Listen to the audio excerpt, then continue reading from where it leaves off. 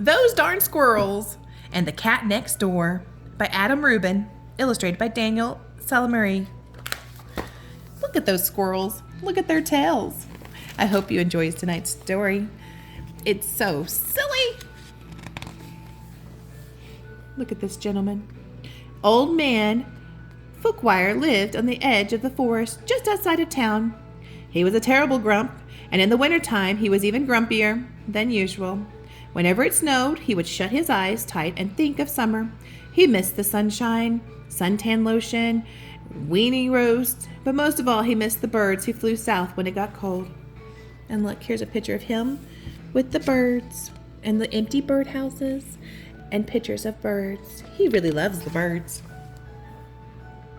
During the long, lonely winter months, the only critters left in Fookwire's backyard were squirrels. Now, not many people know this, but squirrels are the champions of the forest. They are the craftier than beavers, smarter than foxes, and swifter than rabbits. They also are full of mischief. Look, there they are, hanging out in the beavers' homes. Smart contest, they beat out the fox, and look, they're beating the rabbit. When it got too cold outside, the squirrels would drop in through the Fookwire's mail slot and visit him at home. They'd warm themselves by the fire. They'd finish the old man's crossword puzzles. When Fookwire woke up, he'd chase them out with a broom, and then he'd shake his old man fist and yell, "Those darn squirrels!" And look, there they are, being crazy.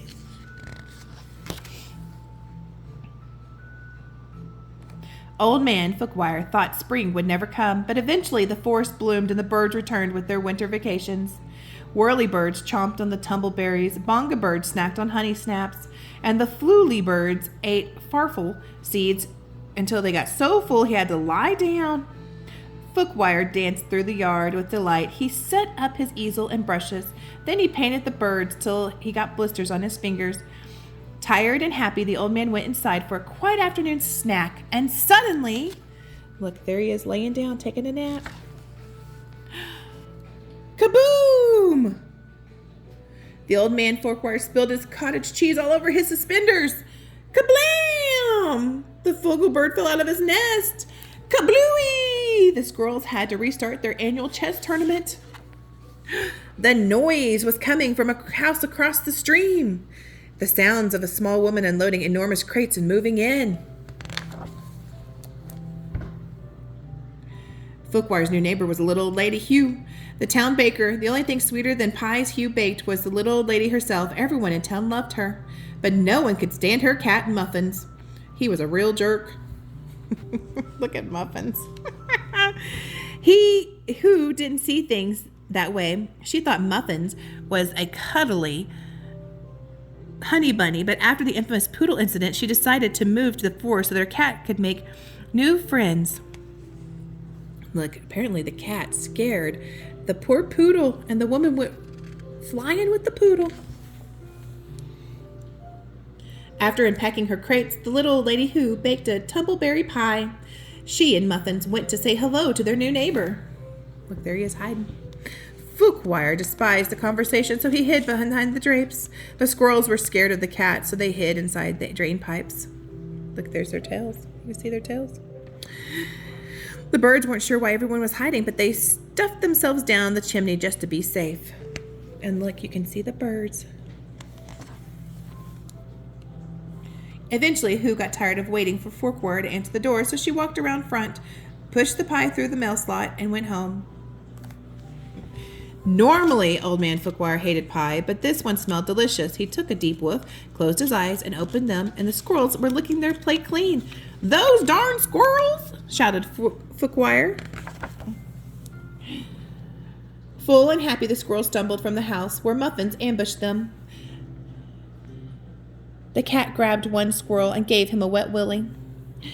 Then he snatched another and gave her a noogie, and then he tied two squirrels' tails together. Oh, look at their tails.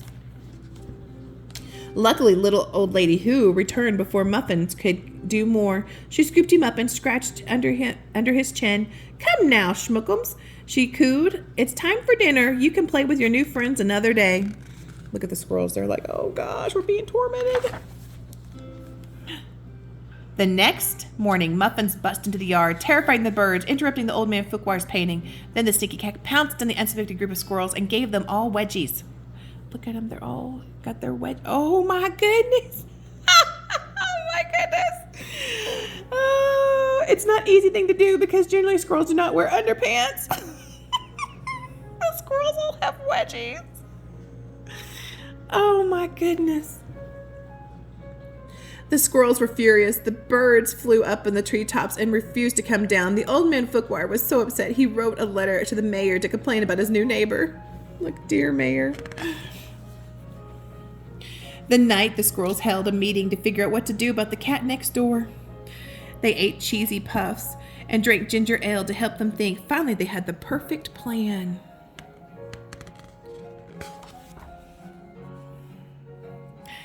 When the Muffins came over the next day, the birds were eating peacefully beneath the tree. A wicked smile came over the cat's fluffy face. He wiggled in haunches and launched himself through the air. Frightened, the birds swooshed in the sky, yanking the strings the squirrels had tied to their tails, and feather strings sprang in trap, and the cat was doused with a gallon of freezing cold water. Muffins let out a furious yow! These squirrels are so clever. Look at that. They tied it all to the birds, so when the birds flew away, it dropped the water. Oh, look at this cat. Look at his legs. Old man Fuquoir ran outside when he heard the terrible noise. Great googly moogly, he exclaimed. The pathetic wrench is no bigger than a squirrel, and it's true. Underneath all his fluff and fuzz, Muffins was nothing but a skimming link. He lowered his head in embarrassment and sloshed his way home as fast as he could. Oh my goodness. The squirrels' plan had worked perfectly. They gave each other high fives. Look at that. And the baba birds snickered, and the yabba birds cluckled, and the foogly birds enjoyed the heart guffle. Fuquoir snapped his suspenders with delight. Those darn squirrels, he said fondly. Look at him with his birds on his head. The old man Fuquoir never warmed up to his new neighbors. He was a grump. After all, the little old lady Hugh became quiet good chums with the birds and the squirrels. Each Saturday, when the bakery closed, she brought all the unsold cakes and pies and cookies home, and she set them out on a picnic table, and everyone gathered for a delicious, fun-filled feast. Look at that. That's so sweet. Everyone except the cat next door, who refused to leave the house ever again. Look at his face. And with that, I hope you enjoyed tonight's story. I hope you got your pajamas on, you've brushed your teeth, and you have enjoyed tonight's bedtime story. And always remember, no matter what happens, good or bad, the Nani loves you. Don't forget, if you're new here, to like and subscribe. I post a new story every night. I truly hope you enjoyed this silly book. It is so silly. I have laughed so much about those darn squirrels.